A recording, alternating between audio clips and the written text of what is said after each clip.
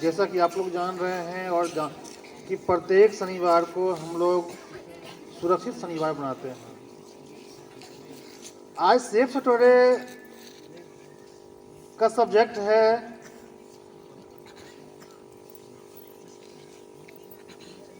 खुले में शौच से मुक्ति, शौच का निपटारा। जैसा कि हम आप सब जान रहे हैं कि कुछ दिन पहले एक सरकार के द्वारा चलाया गया था खुले में शौच से मुक्ति अभियान, ओपन डिफेक्शन फ्री। जैसा कि हम और आप सब लोग जान रहे हैं कि यदि आप खुले में शौच करते हैं तो उस शौच पर जो मक्खी कीड़े मकोड़े बैठते हैं वो फिर चल कर करके उड़ कर करके हमारे आपके घर तक आते हैं। और फिर क्या होता है, वो कीड़े मकोड़े मक्खी हमारे आपके खाद्य पदार्थ पर आते हैं, बैठ जाते हैं। आप जब भोजन करते हैं तो आप देखते हो कि आपके भोजन के आसपास में मक्खी बैठा हुआ रहता है हाँ या ना? सारे बच्चे ध्यान देंगे।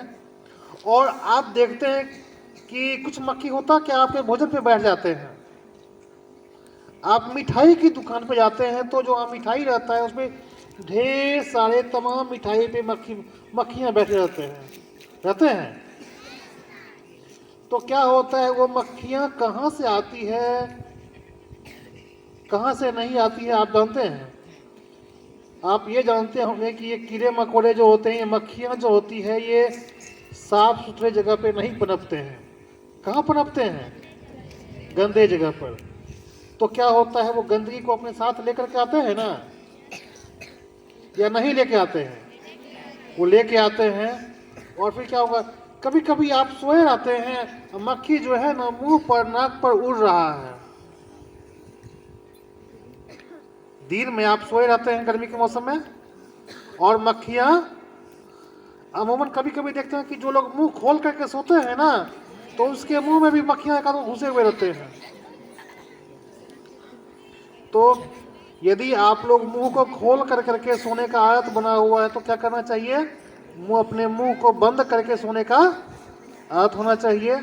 दूसरी बात कि यदि आप भोजन कर रहे हैं, मक्खियां उसके आसपास बैठ रही है तो क्या करना चाहिए, हमें उसको मक्खियों को उड़ाना चाहिए कि वो हमारे खाद्य पदार्थ पर नहीं बैठे। और खुले में शौच नहीं करना चाहिए। कभी कभी देखने को आता है कि ये जो बिल्डिंग का जो उधर जो कोना बना हुआ है ना, वहां बाहर में शौच किया हुआ रहता है। शाम में जो बच्चे खेलने के लिए आते हैं वो बच्चे उधर गंदा करते होंगे। तो आप लोगों को खुले में शौच नहीं करना है। यदि आपके घर में शौचालय बना हुआ है तो अभी आप ठंड के मौसम में देखते हैं क्या कि घर से निकलते हैं तो ठंड लगती है, और आप शौचालय में जाते हैं और गेट बंद करते हैं और शौचालय में बैठ के शौचालय करते हैं ना। और यदि आप खेत में जो लोग खेत में जाते होंगे तो क्या देखते होंगे, खेत में जाते हैं, रजाई में कंबल ओढ़ कर सोए हुए हैं, और अब जाते हैं और जाने के बाद क्या करते हैं, शरीर का सबसे गर्म स्थान को सबसे ठंडे में छोड़ देते हैं, ठंडा होने के लिए, है ना। तो कभी कभी होता क्या है कि जो उम्रदराज व्यक्ति हैं या बूढ़े व्यक्ति हैं, उनको कमर में ठंड लगने की शिकायत हो सकती है। क्या हो सकती है? उम्रदराज या बूढ़े व्यक्ति को ठंड लगने की शिकायत हो सकती है। कहाँ? ओपन में, खुले जगह में, या शौचालय में? खुले जगह में। तो क्या होना चाहिए कि हमारे घर में शौचालय होना चाहिए, और हम शौचालय के अंदर अपना मल त्याग करेंगे। तो उसमें भी क्या होता है कि हम जितनी भी बार शौचालय का प्रयोग करते हैं, हमें उतनी बार क्या करना चाहिए, पानी मारना चाहिए। कहाँ? शौचालय में। जितनी बार हम वॉशरूम का यूज करते हैं, चाहे वहाँ टॉयलेट करते हो चाहे लैट्रिन करते हैं, आप उतनी बार हमें क्या करना चाहिए, उसमें पानी डालना चाहिए। विद्यालय में भी आप जितने बार वॉशरूम का यूज करते हैं उतने बार हम लोगों को क्या करना चाहिए, वॉशरूम में पानी डालना चाहिए, हाँ या ना।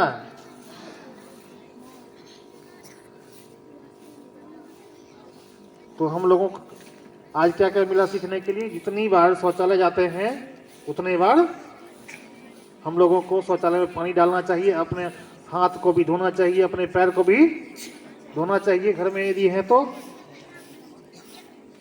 तो हमें हमें अपने हाथों को किस प्रकार से धोना चाहिए, हमें अपने हाथ को लगभग 30 सेकंड तक रगड़ के धोना चाहिए। चाहे आप अपनी हाथ को मिट्टी से सफाई कर रहे हो या अपने हाथ को आप साबुन से सफाई कर रहे हो। साबुन भी होता है आज के युग में, उसी साबुन को पानी में घोल कर करके हैंड वॉश बना हुआ होता है। क्या बना होता है, हैंड वॉश, जिसको आप डब्बा में रखते हैं और हैंड वॉश निकालते हैं, हैंड वॉश की कुछ बूंदे अपने हाथ पे डालते हैं और हाथ को धुलाई करते हैं। आप अपने हाथ पे हैंड वॉश लेते हैं या साबुन लेते हैं, पानी लेते हैं ना, हम अपने हाथ को 6 तरीकों से रगड़ते हैं। हथेली पे साबुन लिए, उसको इस तरह से क्या किए, रगड़ लिए, एक हो गया। अब ये दूसरा हिस्सा, इस तरह से दूसरा हिस्सा हो गया। इस हिस्से के बाद क्या करते हैं, अंगूठा हो गया। अब उंगली को ऐसे ऐसे रगड़ लेते हैं, हो गया। फिर इसको ऐसे रगड़ते हुए और यहाँ जो कलाई आता है ना, कलाई पर भी रगड़ते हुए क्या करते हैं, अपने हाथ के ऊपर पानी डालते हैं और अपने हाथ को धोते हैं ना। तो ऐसा करते हैं कि एक बार हम सब, आप सब लोग क्या करते हैं, एक मॉक ड्रिल करते हैं कि मान लें कि हमारे आपके हाथ में साबुन भी है और जल भी है और हम लोग हाथ को हैंड वॉश करेंगे वहीं पर। ऐसे करो, ठीक। अब इसके ऊपर वाले हिस्से को रगड़ेंगे, फिर ऊपर वाला हाथ नीचे और नीचे वाला हाथ ऊपर, हो गया। अब हम लोग अपने अंगूठे को साफ करेंगे, दोनों अंगूठे को। फिर क्या करेंगे, इस तरह से कर लिए।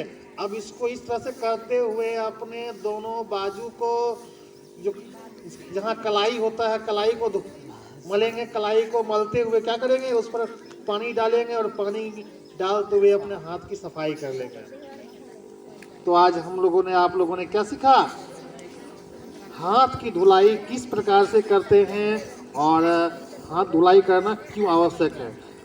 एक बात आप लोग ध्यान देते होंगे कि जब आपका नेल ज़्यादा बड़ा हो जाता है ना, नेल जब क्या होता है, ज़्यादा बड़ा हो जाता है, तो क्या होता है, आपके नेल के नीचे बीच में कुछ काले काले कचरे जम जाते हैं। काले काले कचरे नहीं, कभी क्या करिए कि अपने हाथ नाखून के नीचे जो कचरा बैठ जाता है, हम सभी लोगों को कहना चाहेंगे, कभी आप उस कचरे को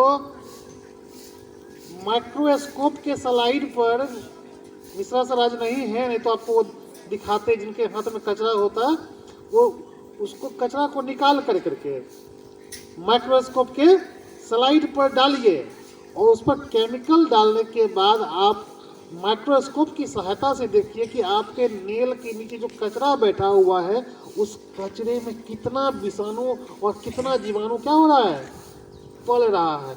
उस विषाणु और जीवाणु कौन पाल रहा है, हम लोग पालते हैं। कहाँ, अपने नेल के नीचे।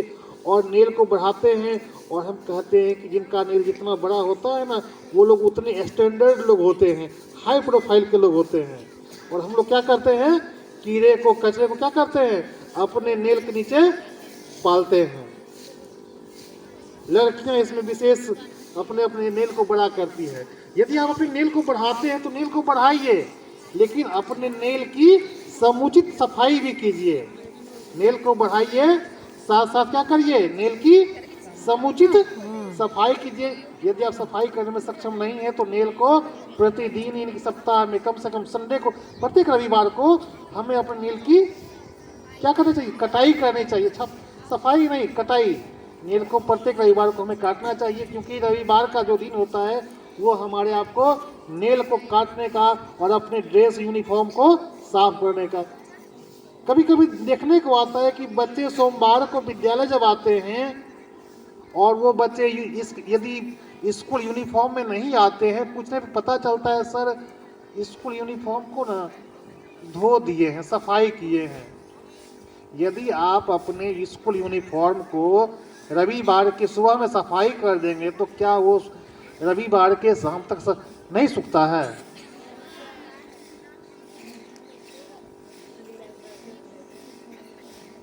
आप लोगों को पिटाई जो नहीं होती है ना फट्टों से, इसीलिए